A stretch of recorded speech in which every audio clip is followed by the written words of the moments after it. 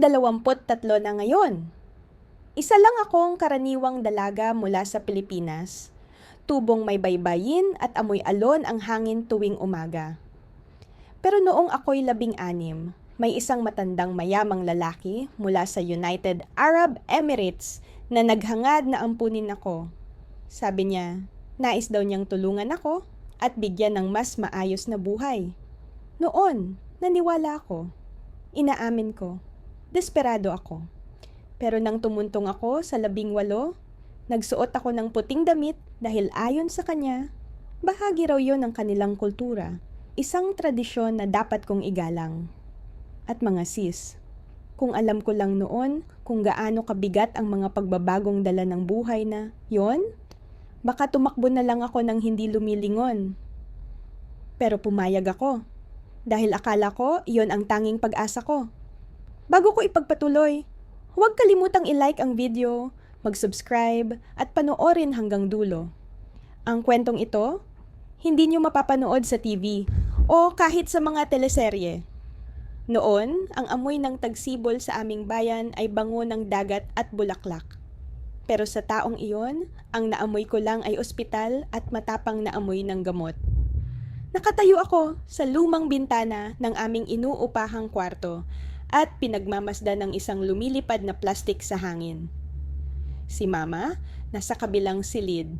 Mahina, payat, halos parang anino na ng dati niyang sarili. Bawat hinga niya ay mabagal, marupok, parang bawat sandali ay pwedeng mawala. Ako noon ay 18, ang buhok ko amoy alon pa rin, pero ang mga mata ko puno ng takot na pilit kong kinakaya. Dati, si Mama gumigising ng maaga para magpainit ng tsokolate at natatawa pa kami habang umaga pa lang. Pero napalitan ng halakhak niya ng ubo at ang tsokolate ng pait ng gamot na kailangang inumin. Tahimik sa bahay. Tahimik na parang bawat segundo ay nagbibilang ng oras na hindi na maibabalik si Papa. Madalang umuwi. At pag umuwi man, nakaupo lang sa lumang silya, may amoy ng murang alak, bulong ng hindi ko ginustoto. Hanggang isang araw, hindi na siya bumalik at wala na rin akong lakas para umiyak. Isang gabi, tinawag ako ni Mama. Mahina ang boses, parang nanggagaling sa malayo. Anak, huwag kang matakot. Magiging ayos din ang lahat. At doon naputol ang salita niya, parang sinulid na biglang napigtal.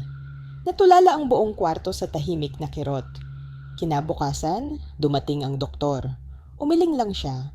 Hawak ko ang luma kong manika at di ko maintindihan kung bakit ang araw ay patuloy pa ring sumisikat kahit pakiramdam ko, tumigil na ang mundo kasama ng pagtigil ng puso ni Mama. Ilang araw akong mag-isa matapos ang libing. Tinapay at tubig na malamig mula sa gripo ang kasama ko tuwing gabi. May mga kumakatok na kapitbahay, nag-aalok ng pagkain, inaanyayahan akong tumuloy. Pero hindi ko kayang umalis. Tinititigan ko na lang ang mga lumang larawan ni Mama. Nakapusod, nakangiti sa tabing dagat. Para bang mula sa mundong hindi ko na pwedeng balikan. Pagkalipas ng isang linggo, may dumating mula sa social services. Isang babaeng nakasuot ng formal na damit. Mabait magsalita pero may lungkot sa mata. Anak, tutulungan ka namin. Hindi ka namin pababayaan. Wala akong nagawa. Naghimpil ako ng ilang pirasong damit. Kinuha ang krus ni Mama at ang kanyang lumang diary. Pagsara ko ng pinto, pakiramdam ko, doon ko na rin isinara ang huling bahagi ng buhay na alam ko. Dinala nila ako sa isang tahanang ampunan. Medyo malayo sa syudad. Luma ang gusali, kupas ang pintura, at sa loob maririnig mo ang halong tawanan. Iyakan, sigawan. Ipinakita nila sa akin ang higaan ko, bakal na kama sa gilid ng bintana. Dito ka anak, pantay-pantay tayong lahat dito, sabi ng tagapag-alaga. Pero hindi iyon totoo. Pagdating pa lang ng gabi, may batang tumulak sa akin at bumulong. Bago ka lang, huwag kang magmayabang. Hindi na ako sumagot. Hindi dahil takot ako, kundi pagod. Lumipas ang mga linggo. Pare-pareho ang bawat araw. Gising ng alas 7, kainan, aralin, gawain, Pagtulog, parang malapot ang oras na ayaw gumalaw. Minsan sumusulat ako ng liham para kay Papa, kahit alam kong walang pupuntahan. Minsan, napapanaginipan ko ang dagat, yung dagat sa Pilipinas. Pero paglingon ko, wala na si Mama, tanging alon lang at hangin. Isang gabi, malakas ang bagyo. Nasa lumang silid-aklatan ako at may nakita akong tuyong bulaklak sa lumang aklat ng heograpiya. Siguro nilagay iyon ng batang nangarap makatapak muli sa pag-araw. Ngumiti ako, kahit kaunti. Pero saglit lang din iyon. Minsan, sabi ng tagapag-alagang si Aling Marina, "Tibayan mo ang loob mo, anak, lilipas din yan." Ngumiti ako pabalik. Pero alam ko, hindi lahat nalilipas. Ang ibang sakit, nagiging bato sa loob ng dibdib. Isang gabi, nagkaroon ng alitan dahil sa manipis na kumot, may mga sigaw, may mga iyak. Tahimik lang akong pumikit. Hindi dahil talunan ako, kundi dahil minsan, ang pagod ay mas malakas kaysa sa galit. At doon, pakiramdam ko may nabasag sa akin. Parang ang tagsibol na dati kong minahal, tuluyan nang naging panahon ng pagkawala.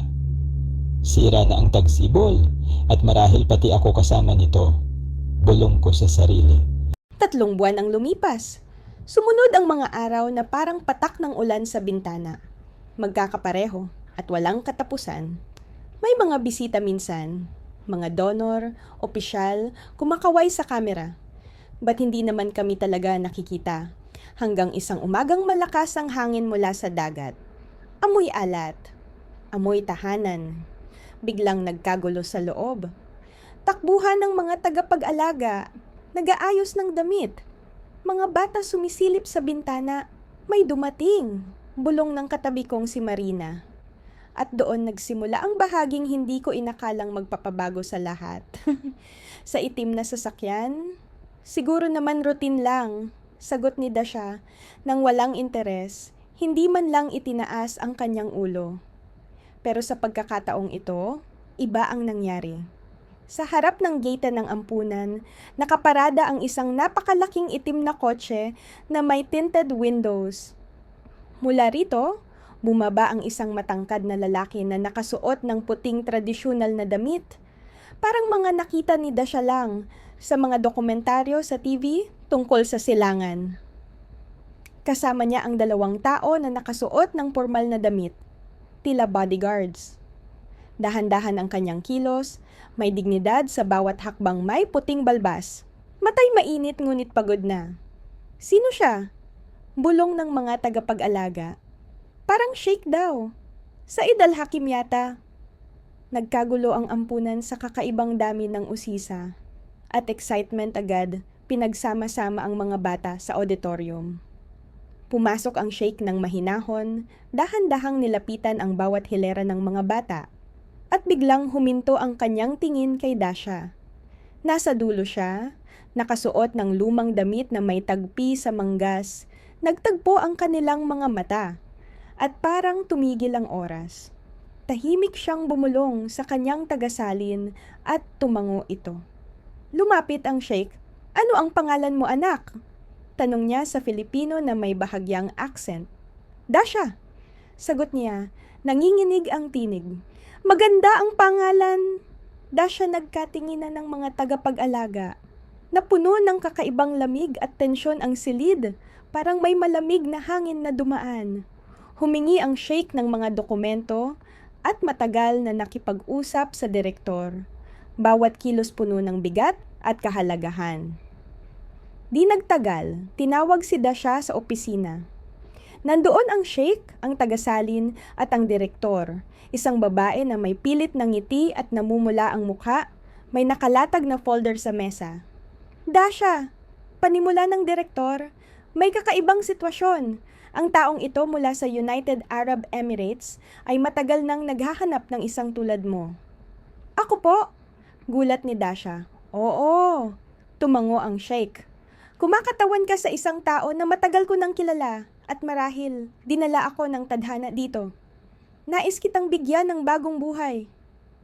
Kalmado at malambing ang tono niya, halos musika sa pandinig. Ngunit napakareal ng sitwasyon. Parang panaginip. Tumibok ng mabilis ang puso ni Dasha. Parang nagbababala sa kanya na maging maingat. Opisyal ba ito? Tanong niya sa direktor. Oh, syempre. Sagot nito. Mabilis. Lahat ng dokumento ay ayos. Inaprubahan ng social services. Handang maging guardian mo si Ginoong Al-Hakim at dalhin ka sa kanyang tahanan. Napalitan ng halo-halong damdamin si Dasha. Hindi makapaniwala. Parang biro lang ang lahat. Bakit ako? Bulong niya. Tumingin sa kanya ang sheikh, diretso sa mata niya. Dahil karapat-dapat kang maranasan ang higit pa sa mga dingding na kulay abo at malamig na kama. May liwanag ka sa loob na hindi dapat patayin. Inabot niya ang kamay. Tuyo! Pero mainit. Nag-alinlangan si Dasha. Lahat ay nangyari ng napakabilis. Lagda, selyo, tawag, usapan. Ang mga tagapag-alaga tila naglalakad lang sa panaginip. May bulong na nag-iikot. Baka kamag-anak niya o katulad lang ng nakilala? Paano kung ibenta? Biglang tumahimik ang lahat. Pero desisyon ay naitala na 3 araw matapos iyon, nakatayo si Dasha sa istasyon ng tren, may maliit na maleta. Kasama ang tagasalin at isa sa mga kasama ng sheikh na kalayo, si Ginoong Al-Hakim. Nakatayo sa kanyang baston, nakasuot ng puting headscarf, pinagmamasdan siya. Handa ka na ba? Tanong niya tumango si Dasha, bagaman sa loob, ang sigaw ng puso niya ay, hindi eh. Pero wala na siyang lugar na pupuntahan. Sa ampunan, wala nang naghihintay sa kanya sa Pilipinas, wala na rin. Nang umalis ang tren, nakatingin siya sa bintana. Pinagmamasdan ang pamilyar na kalsada, mga bubong at mga puno. Dumadaloy ang luha, pero pinunasan niya ito sa manggas. Siguro ito na ang pagkakataon, iniisip niya. Siguro may milagro nga. Sa pagdating sa Abu Dhabi, sinalubong siya ng maliwanag na araw at init amoy ng spices, buhangin at kakaibang hangin ang bumungad sa kanya. Nakapikit siya sa sikat ng araw. Naghihintay na ang malaking puting SUV ng sheikh sa loob. Malamig ang hangin. Halong bango ng bihirang insenso. Sa pagmamaneho, tinitingnan ni Dasha ang tanawin. Buhangin, marmol na gusali, palma, kumikislap na kupula. Parang panaginip. Tahimik lang ang sheikh. Paminsan-minsan nakatingin lang sa kanya. Parang natatakot na mawawala siya sa kanyang paningin. Dito magiging bagong tahanan mo, sabi niya nang dumaan sila sa Golden Gate. Dito magsisimula ang bago mong buhay. Isang malawak na palasyo na may fountains, hardin, balkonahe na may masining na ukit ang bumungad sa kanila. Napakatunghay ni Dasha, hindi makapaniwala. Sa pintuan, sinalubong sila ng mga tauhan, magalang na yumuko at nagsalita sa wika niya hindi naiintindihan, pinangunahan siya ng sheikh sa loob. Ang sahig, kumikislap na marmol. Katahimikan ang bumabalot sa paligid. Mga larawan ng kababaihan sa puti ang nakasabit sa dingding, ang kanilang mukha naglalaho sa malambot na liwanag. Dito ka ligtas, sabi niya. Dito magsisimula muli ang lahat. Tumango si Dasha. Pero sa loob, may mahina na boses na bulong. Hindi lahat ng kumikinang ay ginto. Nang ipakita sa kanya ang kwarto, maluwang, tanaw sa hardin, kama may palamuti ng lase, naupo siya sa gilid ng kama at tiningnan ang mga kamay niya. Nanginig. Ang paligid parang himala. Ngunit sa loob ng himala may kakaibang tensyon. Masyadong tahimik. Masyadong perpekto. Humiga siya sa kama, ipinikit ang mga mata, at sa unang pagkakataon sa mahabang panahon, nakatulog siya ng walang luha. Pero bago tuluyang lumubog sa pagtulog, parang may narinig siyang napakahinang bulong sa wikang Arabo. Laylabs. Hindi niya maintindihan ang ibig sabihin, ngunit napanginig siya. Ang pangalan ay parang tumaga sa hangin at nagpatingin ng kaba sa kanyang puso. Dito nagsimula ang bagong buhay niya, kinang, misteryo at puno ng mga anino, isang buhay na pinapangarap ng marami. Ngunit kakaunti lamang ang nakakaalis na hindi nababago. Pagkakabukas ng mga mata, unang sinalubong siya ng amoy ng jasmine. Banayad, parang ulap, na halos nagpapahilo sa kanya. Dumadaan ang liwanag ng araw sa mga manipis na kortina, at ang mga pader sa sinag nito ay kumikislap na parang ginto. Umupo siya sa kama, naguguluhan sa kanyang paligid. Malambot ang mga kumot, tila ulap. Mataas ang kisame, may disenyo na parang galing sa panaginip. Sa tabi ng bintana, nakatayo ang isang matangkad na babae na nakasuot ng mahabang damit na kulay buhangin. "Good morning, Miss Dasha," sabi nito sa Ingles. May banayad na accent. "Ako si Samira, ang iyong alalay." Hindi agad naintindihan ni Dasha ang ibig sabihin. Halos di siya nakatulog sa nakalipas na 24 na oras. Paglipad, pagbiyahe, mga bagong mukha, kakaibang tingin ng lalamig ang ulo niya sa sobrang pagod at dami ng impresyon. "Nasaan?" Muntik na niyang tanungin si Mama sa isip, ngunit huminto. "Nasaan ang Sheikh?" Bulong niya sa wakas. Nasa panalangin siya. Pagkatapos nais niyang mag-almusal, kasama ka. Sagot ni Samira. Tinulungan siya ni Samira na magsuot ng damit. Nasa upuan ang isang magaan na turkesa na damit, may maselang burda. Hindi pa kailanman hinawakan ni Dasha ang ganitong tela. Malamig ito sa balat, parang tubig. Sa paa, manipis na sandalyas na may maliit na bato. Lumapit siya sa salamin at muntik na hindi makilala ang sarili. Nakatingin sa kanya ang isang batang dalagang halos prinsesa. Ngunit ang mga mata niya ay parehong maingat. At pagod pa rin pinasyal siya ng alalay sa palasyo. Kumikislap ang mga pader ng marmol, kristal na chandelier ang nakasabit sa kisame. At mula sa bintana, maririnig ang banayad na agos ng mga fountain. Ang palasyo ay parang may sariling hininga, halimuyak ng insenso, kaluskos ng sutla, at mahinang yapak ng mga taong nagmumula at nawawala ng walang ingay. Naghihintay sa kanya ang Sheikh sa malaking bulwagan na tila umaabot ang kisame sa langit. Nasa sahig ang mga banig na may disenyo na parang buhangin sa disyerto. Nasa mesa ang prutas, tinapay at tsaa sa mararangyang tasa. "Good morning, Dasha," banayad niyang bate. "Nakapagpahinga ka ba ng maayos?" "Oo," sagot niya. "Kahit hindi iyon totoo, mahaba ang biyahe mo. Ngayon nasa bahay ka na." Nakakatuwang marinig ang salitang bahay, ngunit iba ang kahulugan nito sa kanya. Dati, ang bahay ay amoy ng nilutong ulam ni Mama, mga pader na luma at crack na radyo. Ngayon, ginto, marmol, mga tao sa puti, at wika na hindi niya naiintindihan. Tinitingnan siya ng Sheikh ng maingat. Bawat kilos niya ay maingat, parang may tagong kahulugan. Kapag ngumiti siya, may halong pagiging ama sa kanyang mata. Ngunit may spark na hindi maunawaan ni Dasha. "Magugustuhan mo dito," sabi niya. "Inimbitahan ko ang pinakamahusay na guro. Matututo ka ng Arabic, French etiquette, musika at lahat ng kailangan upang maging isang tunay na dalaga." "Bakit?" tanong niya.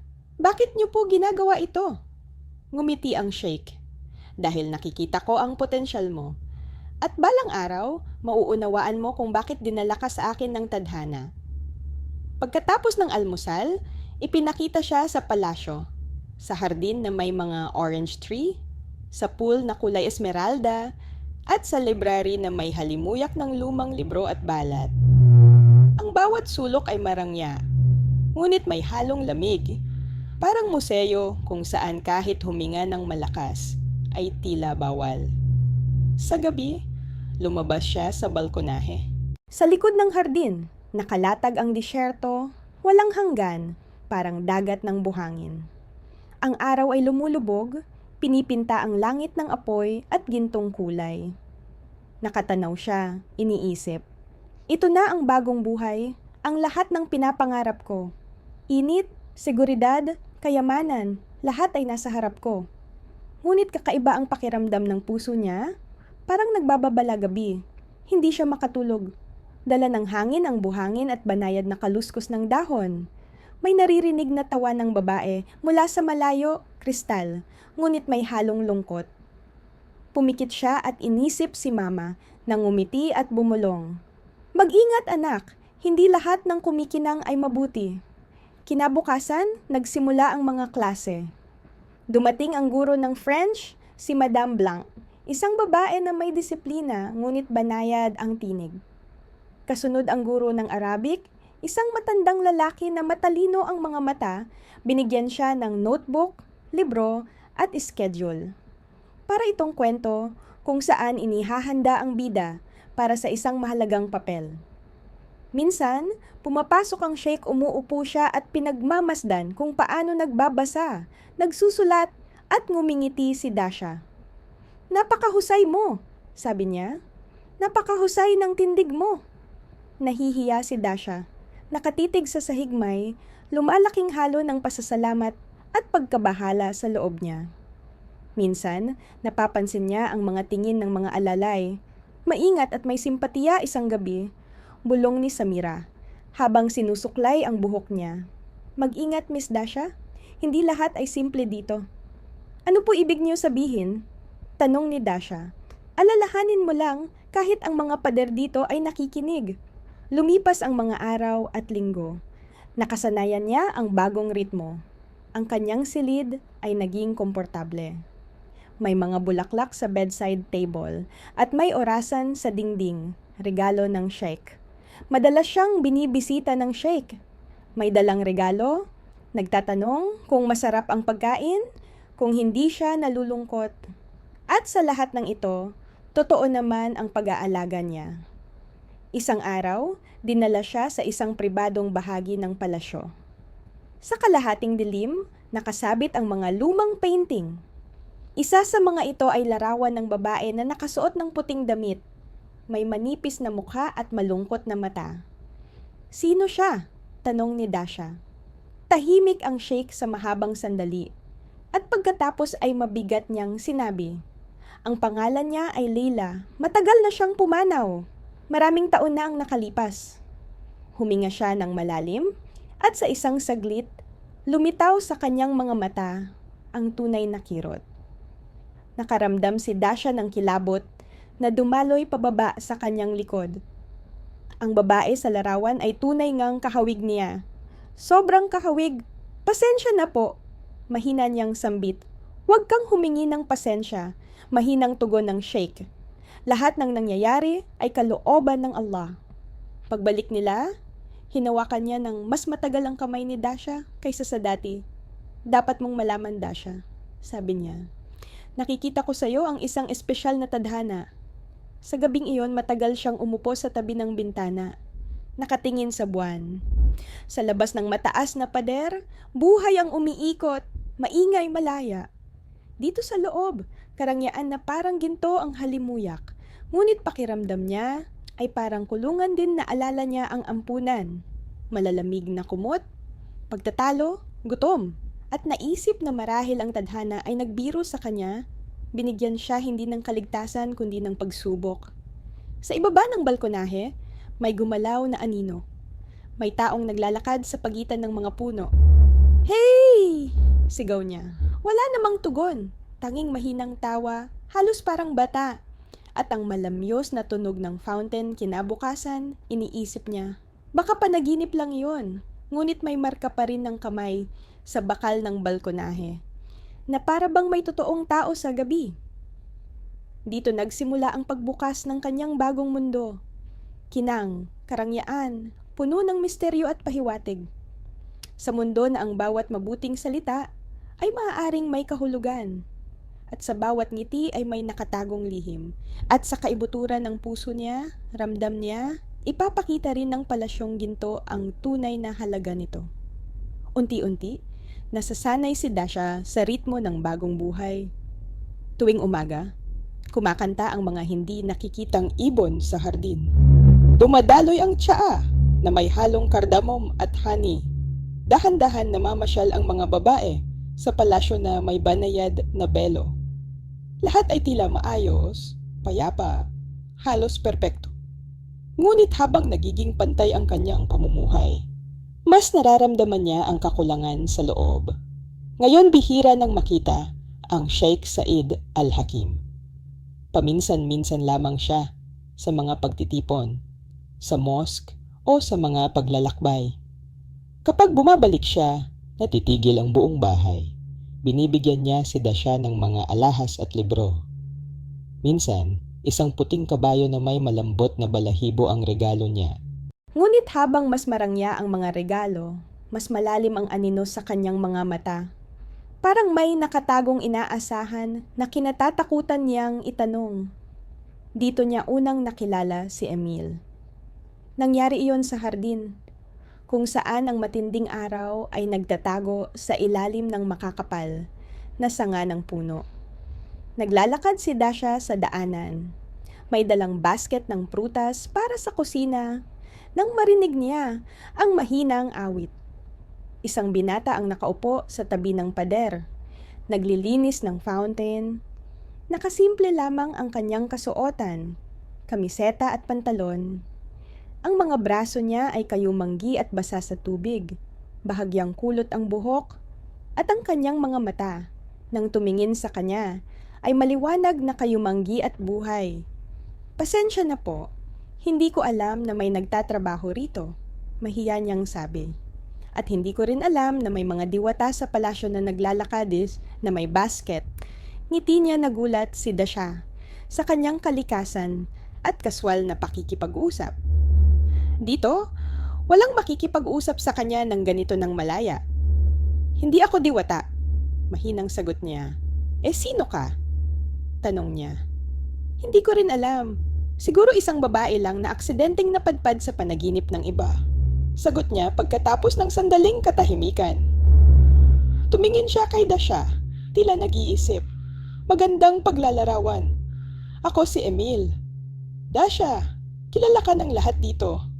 Ang babaeng mula sa malamig na bansa na dinala ng Sheikh, mahilig ang mga tao dito sa mga kwento. Sa unang pagkakataon sa mahabang panahon, nakangiti siya ng taos sa puso.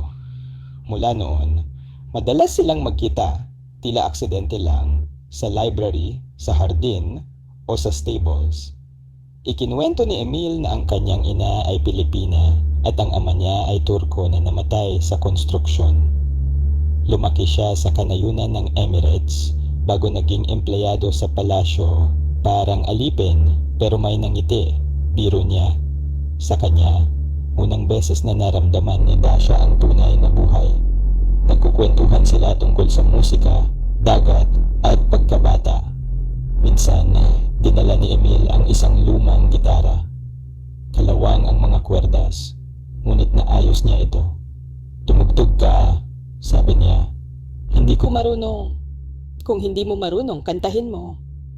Dahan-dahan umawit si Dasha ng lumang awit mula sa Pilipinas. Habang nakatingin si Emil, tila natatakot huminga. Nang matapos siya, bumulong si Emil. Hindi ka dapat narito.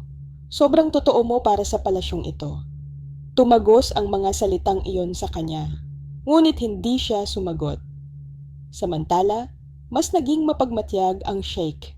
Nagtatanong kung paano ang mga aralin iniutos kay Samira na bantayan ang schedule. At minsang ipinagbawal si Dasha na lumabas sa hardin ng mag-isa. Delikado dito, sabi niya. Palibot ay disyerto at mga taong hindi kilala. Ngunit naramdaman ni Dasha, hindi lang ito tungkol sa peligro. Natatakot siyang mawalan siya ng kontrol sa kanya. Nagbubulong ang mga alalay tuwing dumadaan siya. May naiinggit, may awa. Tanging si Samira lang ang tumitingin sa kanya ng may pag-aalala, na para bang alam niya ang higit sa kanyang sinasabi isang gabi. Kumatok si Emil sa bintana. Halos hindi marinig. Sama ka sa akin, ipapakita ko sa iyo ang isang bagay. Nag-alinlangan siya, ngunit nanaig ang kuryosidad kaysa takot. Dumaan sila sa hardin, lumibot sa fountain, at pumunta sa kabila ng pader. Sa likod ng gintong gate, nagsimula ang ibang mundo. Masiglang pamilihan, amoy ng spices, tawa, at sigaw ng mga nagtitinda buhay ang mga tao, hindi parang mga anino ng palasyo. Bumili si Emil ng matamis na tinapay at malamig na tubig para kay Dasha. Ito ang totoong buhay, sabi niya. Walang ginto. Ngunit puno ng hangin na tawa si Dasha at kumain, nakalimot sa lahat. Sa unang pagkakataon sa mahabang panahon, naramdaman niya ang hangin sa mukha at hindi natakot marumihan ang damit. Naglibot sila sa mga kalye hanggang hating gabi. Pagbalik nila, mahina niyang bumulong. Salamat. Para itong panaginip, pero kabaligtaran, panaginip na paggising mo, huwag matulog agad, tugon niya. Mula sa gabing iyon, nagbago ang lahat. May lumitaw sa pagitan nila na damdaming mahirap ilarawan. Ang tingin, ang hininga, ang tila sinulid na nag-uugnay sa kanila. Inaasahan ni Dasha ang bawat hakbang niya, ang bawat tawa, ang amoy na nakakaalala sa kanya. At tuwing nagtatagpo sila, tila humihinto ang oras. Ngunit naging mas mapagmatyag din ang Sheikh. Napapansin niya ang mga ngiti, ang mga naantalang sulyap sa kanyang mga mata. May lumitaw na anino. Masaya ka ba dito? Tanong niya minsan habang nag-aalmusal. Oo, sagot ni Dasha. Bagamat nanginginig ang mga kamay niya. Mabuti. Ang kaligayahan ay isang biyaya na dapat ipagpasalamat. Inabot niya kay Dasha ang isang gintong pulseras. May palamuti ng turkesa. Ito ay simbolo ng tiwala. Huwag mong alisin. Nagpasalamat si Dasha. Ngunit pakiramdam niya ay mabigat ang pulseras. Parang gapos na pansin ni Emil ang palamuti sa kanyang pulso at namumula ang noo. Senyal ito, nasa ilalim ka na ng kanyang kapangyarihan. Mag-ingat, Dasha. Hindi ko pa kayang umalis, bulong niya. Hindi pa sa Ada, sagot niya. Ngunit darating ang araw. Sa gabing iyon, umupo sila sa tabi ng mga kabayo, pinapakinggan ang kanilang hininga. Kung maaari kang umalis, saan ka pupunta? Tanong niya. Babalik sa bahay sa Pilipinas? Pagdating ng panahon, pupunta tayo roon. Ngumiti siya sa kabila ng mga luha, hindi posible. Lahat posible, kailangan lang maniwala, tugon niya. Habang lumilipas ang mga araw, mas nagiging delikado ang kanilang mga tagpo. Binabantayan sila ng mga alalay, kumakalat ang mga bulong-bulungan. Isang gabi bumulong si Samira. Kung malalaman ng Sheikh, magkakaroon ng problema. Para sa kanya, espesyal ka. Napaka-espesyal. Hindi ako espesyal, sagot ni Dasha. Para sa kanya? Oo, parang nagpaalala siya ng isang babae na nawala sa kanya. Hindi maalis sa isip niya ang mga salitang iyon. Sino ang babaeng iyon? Bakit siya Dasha ang napadpad dito? Isang gabi, tinawag siya ng Sheikh sa malaking silid. Umupo ka, utos niya. Gusto kong ipakita sa iyo ang isang bagay. Sa mesa, may nakapatong na album ng mga litrato binuksan ni Dasha, ang pahina at nanghihina ang puso niya. Sa larawan, isang batang babae sa puting damit, nakangiti sa harap ng hardin. Ang mukha, halos kapareho ng sa kanya. Si Leila, siya ang aking nobya, sabi ng Sheikh. Matagal na siyang pumanaw. Hindi alam ni Dasha ang sasabihin. Pasensya na, hindi ko alam. Ngayon, nandito ka, at muling nararamdaman ko ang hininga ng buhay. Hinawakan niya ang kamay ni Dasha ng mahinahon, ngunit may lamig na dumaloy sa balat niya sa bawat haplos. Pagbalik niya sa kwarto, mabigat ang damdamin. Umupo siya hanggang madaling araw, hawak ang krus ng kanyang ina kinabukasan, natagpuan siya ni Emil sa hardin. Umiiyak ka ba? Hindi ko lang maintindihan. Bakit nangyayari ang lahat nito? Tumingin siya ng seryoso. Para sa kanya, hindi ka basta-basta babae. Ikaw ang kanyang nakaraan na nabuhay muli. Tumingin si Dasha sa malayo. Ginagalaw ng hangin ang kanyang buhok. Nadarama ang sikat ng araw sa balat.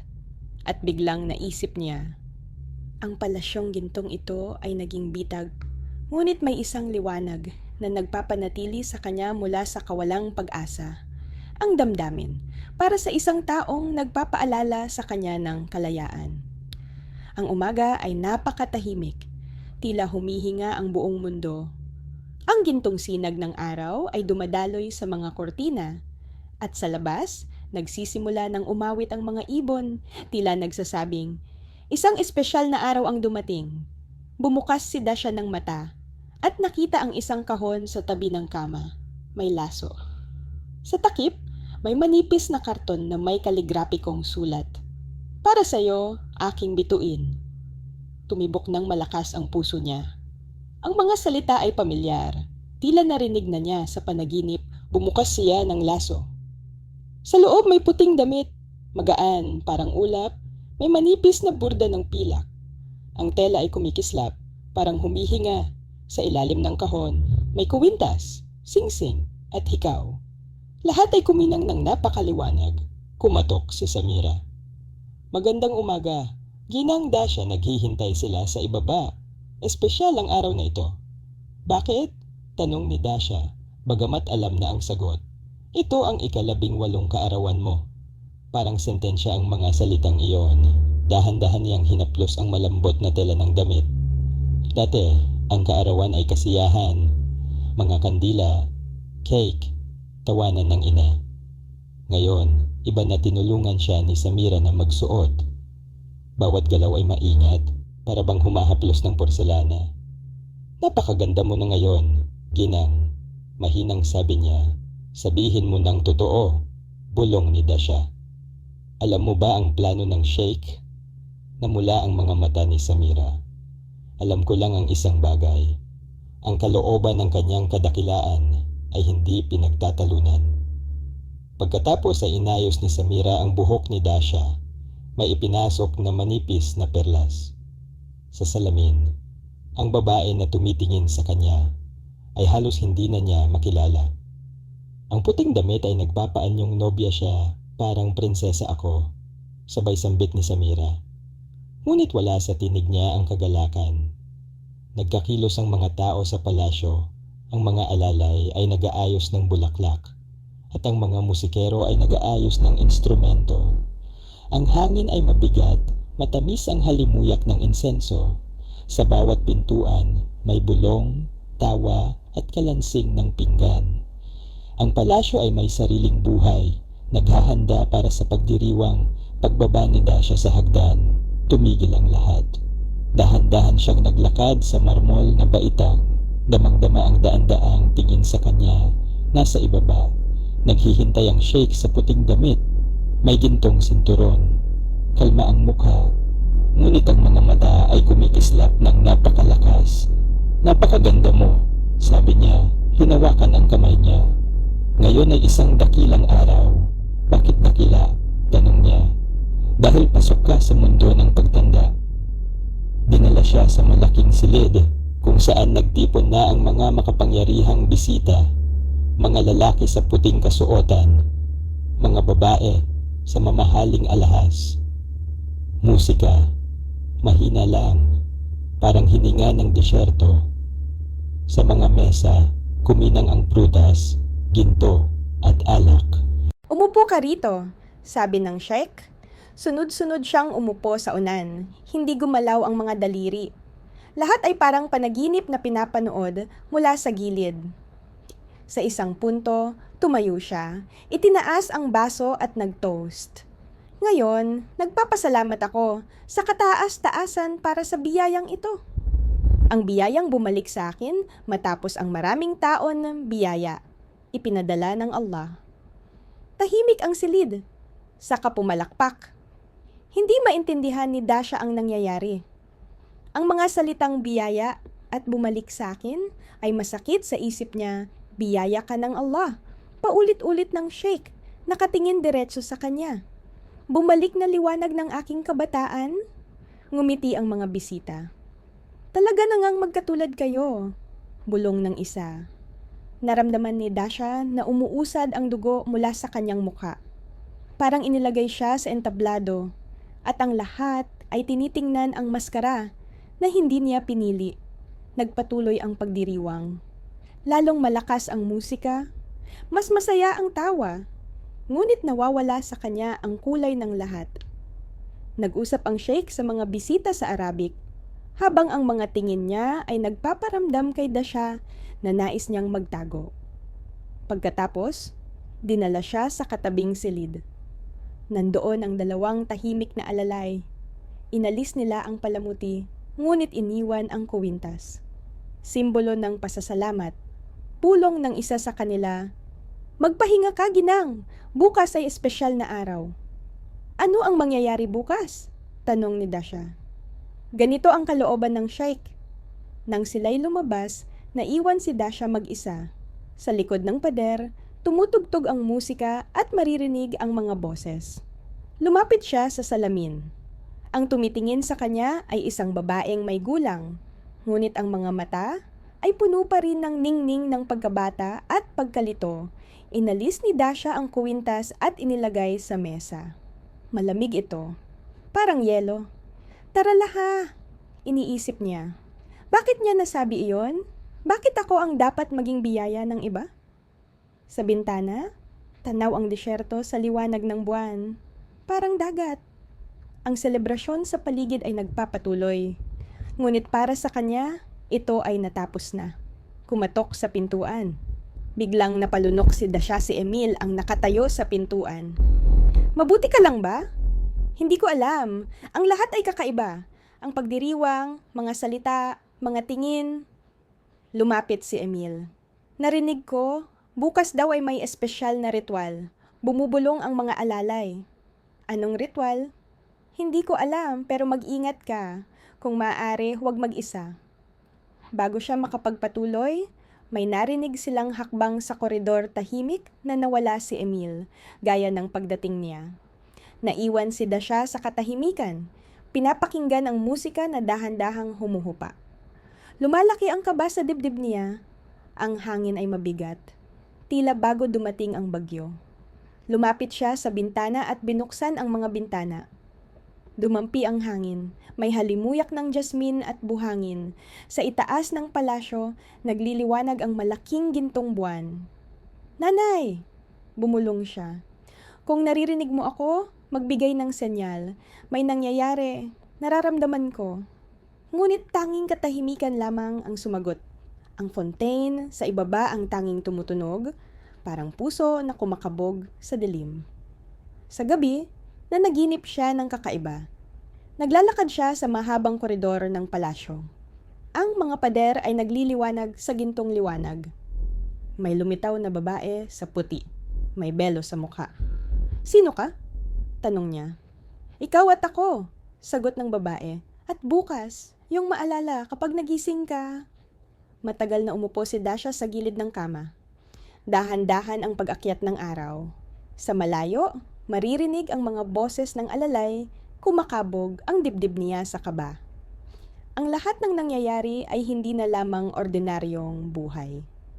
Alam niya, ang susunod na araw ay magdadala ng mga sagot na kinatatakutan niya.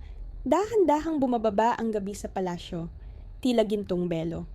Ang buhangin sa labas ng pader ay kumikislap sa liwanag ng paglubog ng araw, habang ang kalangitan ay pumapailaan lang sa kulay rosas at amber. Sa loob, naririnig ang kasiyahan. Mga boses, kalansing ng baso, musika ng mga string instrument ng silangan. Ang mga alalay ay naghahanda ng pagkain, nagpapalit ng kandila, at nagbubuhos ng alak. Lahat ay kumikislap. Parang naging mahalaga ang hangin mismo. Nakatayo si Dasha sa harap ng salamin. Nakaputing damit siya muli. Ngunit ngayon ay may kuwintas na may malaking sapphire. Mabigat ito sa pakiramdam niya. Parang ang bato mismo ay humihila sa kanya pababa. Tahimik na inayos ni Samira ang buhok niya. "Parang mula sa liwanag kahinabi, ginang," mahinang sabi niya. Iniiwasan ang direktang tingin. "Samira, bakit ang lahat ay tensyonado? Ano ang mangyayari ngayon?" Gusto ng Sheikh na ipakilala ka sa lahat. Hindi lang ito kaarawan, ito ay araw ng pagkilala. Ulit-ulit na tumama sa kanyang isipan ang salitang pagkilala. Huminga siya ng malalim, dama ang mabigat na halimuyak ng mga palad. Ang hangin ay siksik, parang malapot na pulot. Bumukas ang mga pinto at pumasok siya sa silid na pinapailawan ng daan-daang kandila. Nakaupo na ang mga bisita. mayayamang lalaki, kababaihan sa sutla, at mga dalagang nakatungo ang tingin. Lahat ay sabay-sabay na humarap sa kanya. Sa unang tugtog ng musika, tumindig ang sheikh. Nakaputking robe na may gintong burda, ang mukha ay kumikislap sa kasiyahan. Lumapit ka, utos niya. Dahan-dahan siyang naglakad, dama ang panginginig ng sahig sa bawat hakbang. Aking mahal na Dasha, malakas niyang sinabi, upang marinig ng lahat. Ngayon, 18 kaarawan mo, ang araw na ibinigay ng langit sa iyo ang buhay at sa akin ang bagong hininga. Itinaas niya ang baso. Biglang nagkaroon ng katahimikan ang silid, 18 siglo ng pagkahinog. Panahon ng pagbibinata sa pagiging babae. Ngayon, nais kong ipahayag sa lahat ng narito. Dasha, biyaya ng Allah, ibinalik sa akin matapos ang mahabang taon ng pagkakahiwalay. Nagkalat ang mahinang bulong sa silid, may pumalakpak, may nagbulungan. Biyaya ng Allah, paulit-ulit na sinabi ng mga bisita. Parang dasal. Nakatayo si Dasha, tila naipit sa lugar. Ang salitang ibinalik sa akin ay pumapaimbulog sa isipan niya. Dahan-dahang nilibot ng sheikh ang silid ng tingin. Nang una kitang makita, naisip ko, sinagot ng Allah ang aking panalangin, siya ay bumalik. Aking bituin, aking liwanag. Malalim ang bigat ng mga salita. Ramdam ni Dasha ang lamig sa dugo. Ang mga tingin ng bisita ay dumadaan sa kanya, puno ng paghanga, pagkamausisa, at pagkalito. May nagbulong sa katabi. Magkapareho kayo, parang 2 patak ng tubig. Kanino? Nais niyang itanong, ngunit hindi niya nagawa. Kay Layla. Ang pangalan ay parang putok ng baril. Biglang lumitaw sa alaala ang larawan mula sa lumang album. Mukha ng babae. Halos kapareho niya. Layla ngumiti ang sheikh, tumitig sa kanya ng diretso. Ngayon, nais kong malaman ng buong mundo. Natagpuan ko ang nawala at hinding-hindi ko na palalampasin muli. Gumawa siya ng senyas, dinala ng alalay ang gintong tasa. Naway maging tanda ang basong ito ng aking pasasalamat, sabi ng sheikh. Dahan-dahan niyang iniinom, parang ritual. Pagkatapos, inilagay niya ang tasa sa harap niya. At inumin mo ito kasama ko, anak ko. Ang mga salitang anak ko ay tunog kakaiba, hindi natural, at nagdulot ng halong kaba at pagtataka kay Dasha. Dahan-dahang kinuha ni Dasha ang tasa gamit ang nanginginig na mga daliri. Ang inumin ay matamis, may halimuyak ng rosas. Ininom niya ito ng isang lagok, hindi dahil gusto niya, kundi upang hindi ma-offend ang sheikh. Muling nagsalita ang mga bisita. Sumiklab ang musika.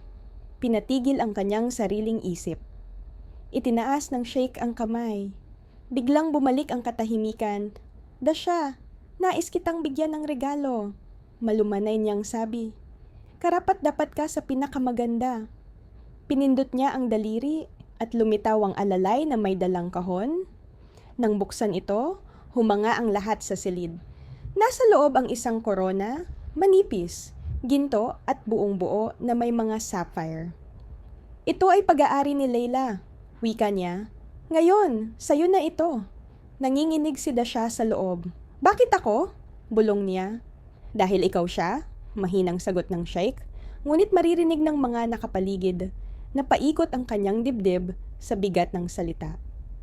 Lahat ay nakangiti, may pumalakpak, may nag-usap tungkol sa kapalaran.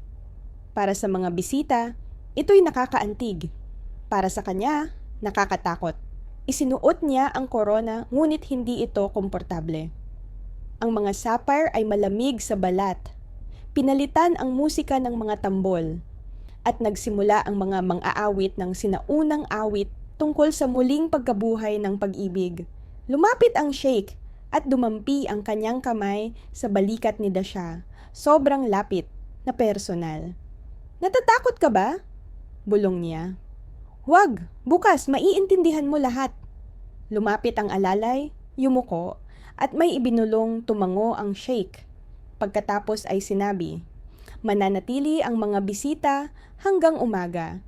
Ngunit kailangan mong magpahinga. Bukas ay espesyal na araw. Tumayo siya at malakas na anunsyo.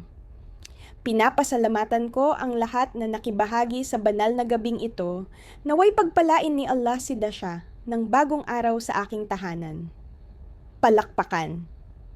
Tumunog ang halakhak at toast. Nagsanib ang lahat sa isang maingay na alon. Pakiramdam ni Dasha ay parang isang puppet. Ngumiti siya upang maitago ang takot. Nang lumabas siya sa silid, mas mabigat ang hangin kaysa dati. Ang mga koridor ay tila walang katapusan.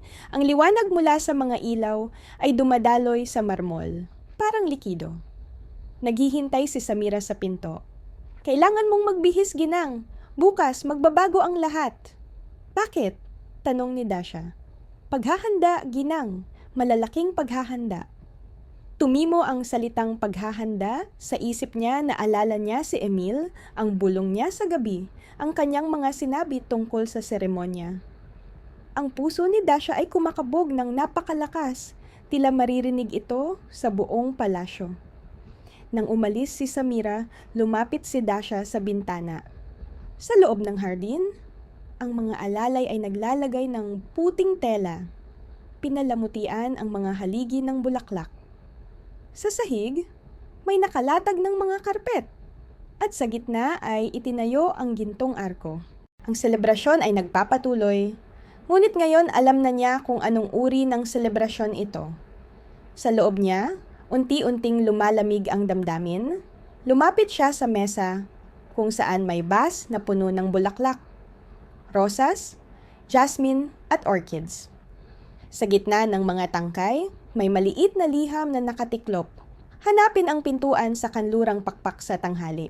Hihintayin kita. Emil. Itinago niya ang liham sa ilalim ng unan at nagsimula maghanap ng dahilan upang makalabas. Nang dalhin ng alalay ang damit, sinabi ni Dasha na nais niyang mag-isa upang manalangin. Tumango ang alalay at umalis. Matapos ang ilang minuto, dahan-dahan niyang binuksan ang pintuan. Walang tao sa koridor. Naglakad siya ng mabilis. Walang sapin sa paa upang hindi marinig ang mga hakbang. Ang palasyo ay tila nagbago, madilim at mabigat, humihinga. Ang bawat koridor ay parang arterya, dumadaloy ang hindi nakikitang dugo. Kanlurang pakpak. Hindi pa siya naroon dati. Mabigat ang pinto, may disenyo ng ubas, hinila niya ang hawakan. Hindi nakasara. Sa loob, may amoy ng alikabok at katandaan. Madilim ang silid, isang sinag lang ng liwanag ang tumama sa mesa na may takip na tela. Ang mga pader ay puno ng lumang pintura. Mga mukha ng babae. Lahat halos magkapareho. Isang mukha. Ang mukha niya. Lumapit siya. Sa bawat larawan, babae ang nasa iba't ibang posisyon. Tumatawa, umiiyak, natutulog, nagdarasal. Ang mga lagda ay nasa Arabic, ngunit isang pangalan ang malinaw. Layla. Sa isang estante, may album. Binuksan niya ito. Ang unang larawan, isang batang babae na may tirintas, nakaputi, sa hardin na paborito niyang pasyalan. Sa ilalim ng larawan, nakasulat sa Arabic at isinalin, Layla, aking bituin, ilaw ng aking kaluluwa.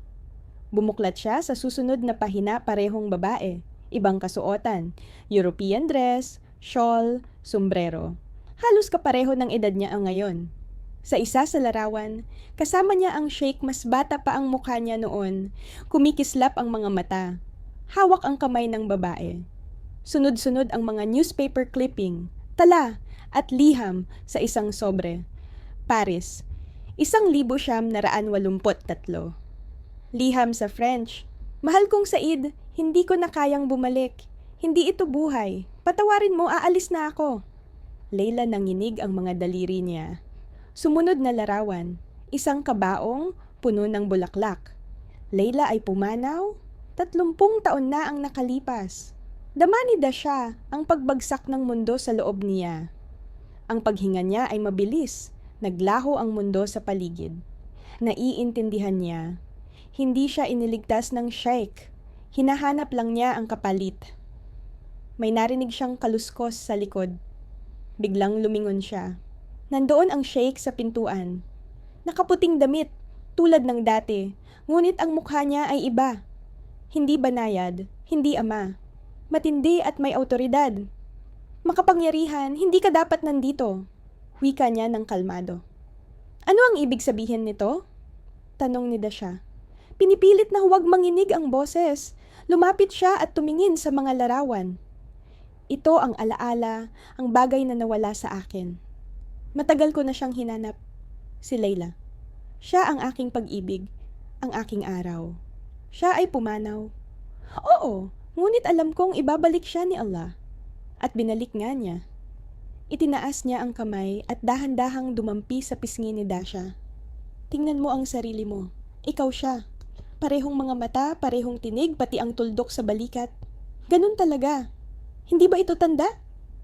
Lumayo si Dasha. Hindi ako siya. Ako si Dasha. Dasha. Isang simpleng pangalan. Ang tunay mong pangalan ay Layla. Binigyan ka ni Allah ng pangalawang pagkakataon. Kayo'y baliw! Sigaw niya, hindi ako yung Layla. Tao lang ako. Tahimik. Wika niya, papalapit. Huwag matakot. Malapit mo nang maalala ang lahat.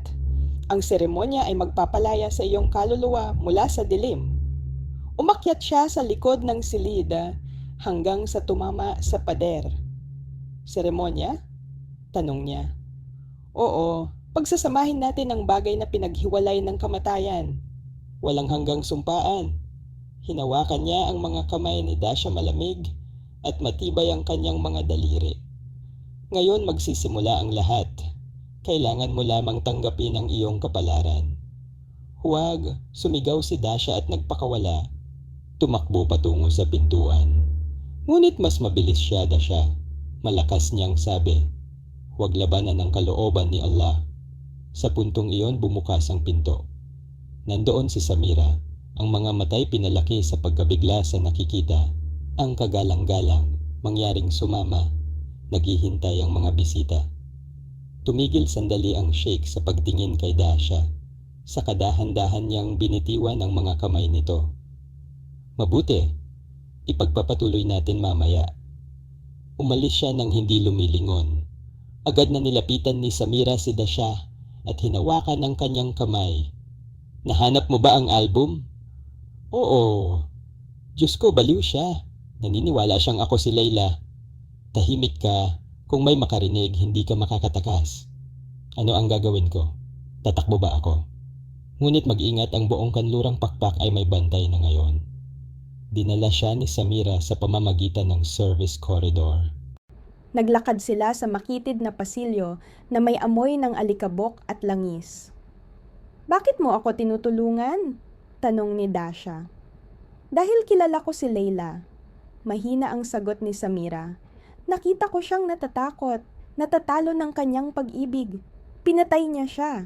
Wala nang nakakaalam, ngunit pagkatapos ng kanyang kamatayan, nagbago siya namuhay sa alaala.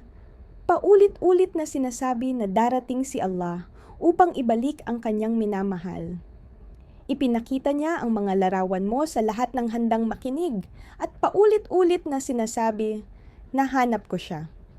Huminto sila sa harap ng bakal na pinto. Dito ka na lang magpapatuloy mag-isa. Kung mahuli ka, hindi kita kilala. Tumango si Dasha. Salamat. Sumama ka sa Diyos. Bumukas ang pinto at sa kanyang harapan ay lumitaw ang hardin. Ang araw ay papalubog na. Sa malayo, naririnig ang musika, nagsisimula ang seremonya. Tumakbo siya sa pagitan ng mga puno patungo sa fountain, patungo sa pader, kung saan siya kahapon nakasama si Emil. Ngunit nandoon na ang mga gwardya, 2. Isang napansin siya at sumigaw. Bigla siyang kumanan at nagtago sa likod ng haligi. Tumitibok ang puso niya ng malakas. Dasha! Bulong si Emil ay nakatayo sa likod ng estatwa. Mabilis! Kaunti na ang oras natin. Hinawakan niya ang kamay ni Dasha at dinala sa maliit na pintuan sa bato. Ito ay lumang daanan para sa mga hardinero. Binayaran ko ang gwardya. Pagkatapos ng arko ay may tunnel saka ang kalsada. May dala ka bang passport at pera? Mayroon at ikaw? Susunod ako. Lumakad ka na. Pumasok siya sa loob, ngunit may narinig siyang boses sa likod. Dasha!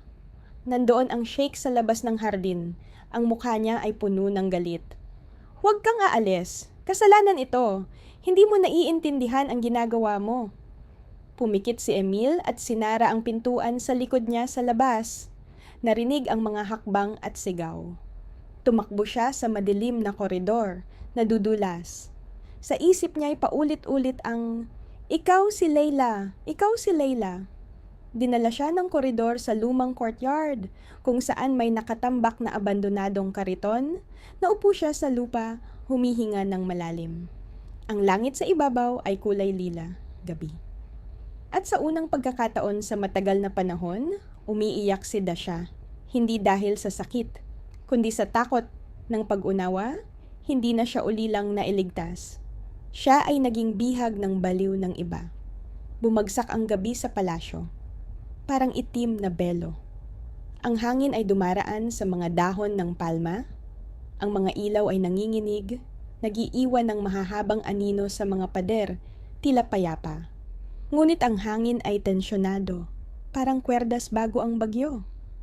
Upo si Dasha sa madilim na sulok ng hardin, niyayakap ang maliit na leather pouch, mga dokumento, kaunting pera, at ang anting-anting na ibinigay ni Samira. Hindi niya alam bakit niya ito kinuha. Ngunit sinabi ni Samira na may bahagi ng desert quartz dito, bato na tumuturo ng daan. Mula sa malayo, narinig niya ang tunog ng tambol. Nagsisimula ang seremonya. Ang musika ay kakaiba. Hindi masaya, kundi ritual. Halos pangluluksa. Ang mga tinig ay naghalo sa isang ugong na parang buong palasyo ay umaawit ng panalangin ng kabaliwan. Oras na. Bulong ni Emil mula sa dilim. Ang mukha niya ay maputla, ngunit matatag ang mga mata. Handa na ang lahat. 10 minuto lang tayo, hindi hihigit. Pagkatapos, magbabantay na sila. Paano mo nahanap ang daanang ito? Lumang plano ng palasyo. Isa sa mga gwardiya noon ay hardinero. Binigay ko sa kanya ang lahat ng mayroon ako. Kung maayos ang plano, sa loob ng 1 oras, nasa lungsod na tayo. Tumango si Dasha. At kung mahuli, mas mabuting mamatay kaysa manatili dito. Mahigpit, ngunit tapat ang mga salita. Tumakbo sila sa tabi ng pader, nanatili sa anino. Ang bawat hakbang ay tila masyadong malakas. May mga aso na tahol, umuugong ang fountain, ang mga dahon ay bumubulong sa hangin. Hinawakan ni Dasha ang kanyang palda upang hindi maipit. Si Emil ang nangunguna, patuloy na lumilingon. Sa harap ng lumang pinto, kinuha niya ang susi, kumikidlat ang metal. Nagbukas ang kandado. Sa labas ng pinto ay may daan na may buhangin. Sa unahan, bahagya ng kumikislap ang lungsod.